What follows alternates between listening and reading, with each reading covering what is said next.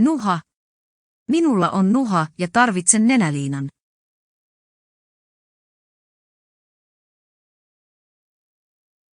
Flunssa. Minulla on flunssa, joten pysyn kotona tänään. Kuume. Hänellä on korkea kuume ja hänen täytyy mennä lääkäriin. Ripuli. Lapsella on ripuli, joten hänen täytyy juoda paljon vettä. Yskä. Minulla on kova yskä ja tarvitsen yskänlääkettä.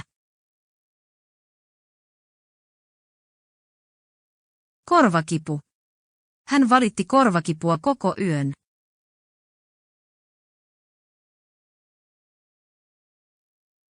Hikka. Minulla on hikka ja en tiedä, miten päästä siitä eroon. Huimaus. Tunsin äkillistä huimausta ja jouduin istumaan alas. Ihottuma. Minulla on ihottuma kädessäni ja se kutiaa paljon. Kurkkukipu.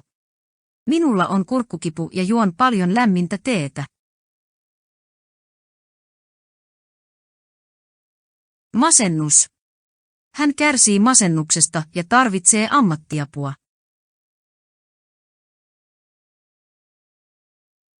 Lihavuus. Lihavuus on vakava terveysongelma monille ihmisille.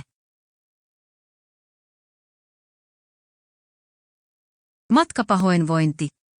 Matkapahoinvointi vaivaa häntä aina pitkillä automatkoilla.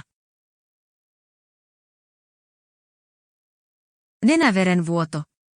Nenäverenvuoto yleensä loppuu itsestään. Hilse. Monet kärsivät hilseestä, joka voi olla ärsyttävä ja vaikea hoitaa. Ilmavaivat. Hänellä on ilmavaivoja syötyään liikaa papuja.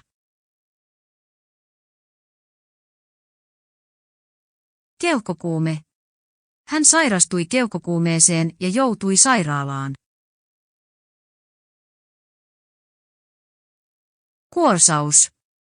Hän kuosaa äänekkäästi joka yö.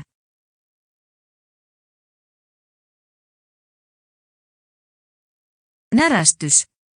Minulla on närästystä usein, etenkin syötyäni mausteista ruokaa. Oksennus. Oksennus voi olla kehon reaktio ruoansulatushäiriöihin tai infektioon. Pahoinvointi. Pahoinvointi vaivasi häntä koko aamun.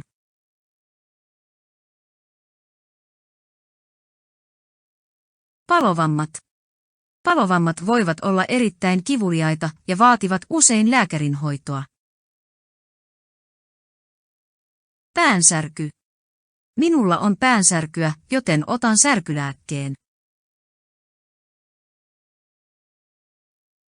Lihaskramppi. Hänellä oli kova lihaskramppi treenin jälkeen. Unettomuus. Unettomuus voi olla haitallinen terveydelle pitkällä aikavälillä. Ummetus. Liian vähäinen vedenjuonti voi johtaa ummetukseen.